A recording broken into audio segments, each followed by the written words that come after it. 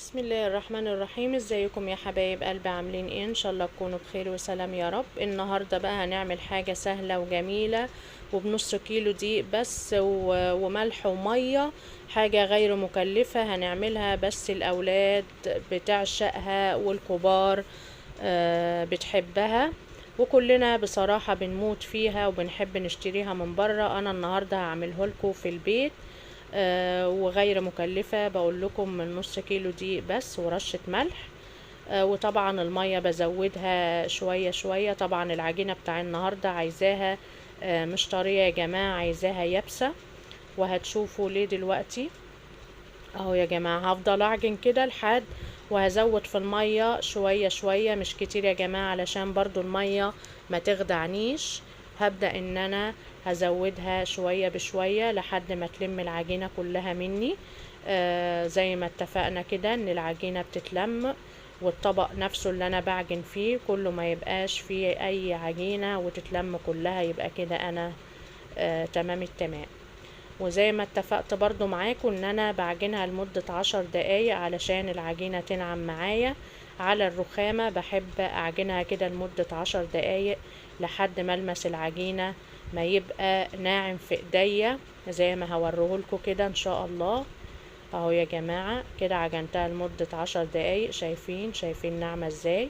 هبدأ اعملها زي رول كده، وهبدأ اقطعها كور صغيرة الحجم اللي انتوا عايزينه. اهو يا جماعة كده عملتها رول. بعد كده هجيب القطاعة واقطعها الحجم اللي انا عايزاه على قد الكورة اللي انا عايزاها. اهو يا جماعة زي ما انتوا شايفين.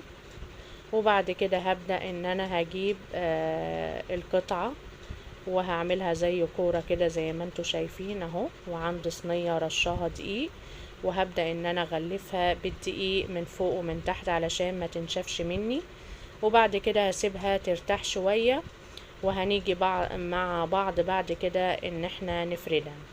هعمل كل الكمية كده يا جماعة زي ما انتوا شايفين، وهغطيها بالدقيق من فوق ومن تحت. وبعد كده هغطيها وهتركها لمدة ربع ساعة علشان بس ترتاح. هي طبعا ما فيهاش خميرة ولا فيها اي حاجة، بس انا بتركها لمدة الربع ساعة دي علشان تلحق تفرد معايا لما اجي افردها.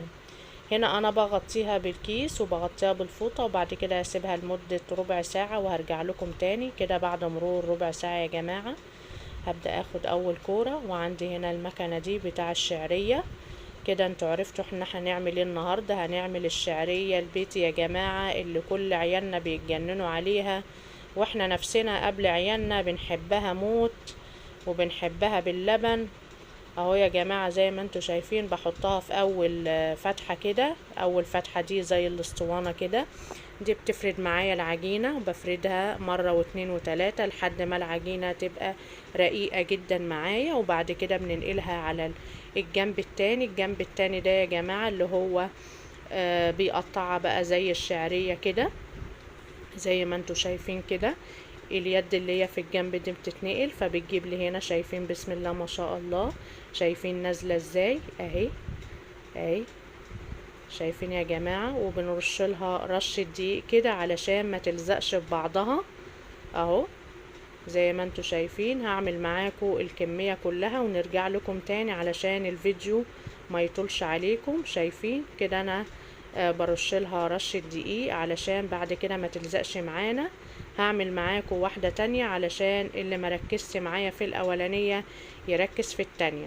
هنا انا اول حاجة بفردها، اول حاجة بالفرد. وطبعا المكنة دي يا جماعة بتبقى ليها ارقام، انا بخلي اول حاجة على 7 اهو يا جماعة زي ما انتوا شايفين كده. وبعد كده برشها رشة دقيق وارجع تاني احطها في اللي هي بتعملها طبعا شعرية زي ما انتوا شايفين كده زي المكرونة الاسباجيتي. وعلشان ما تلزقش مني بحط رشة دقيق، وبعد كده ببدأ ان انا اسويها.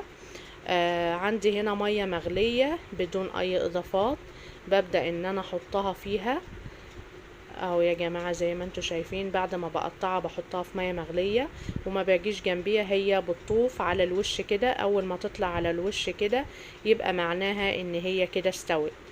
ببدأ اجيب طبق معايا، والطبق ده يكون فيه مية ساقعة من الحنفية.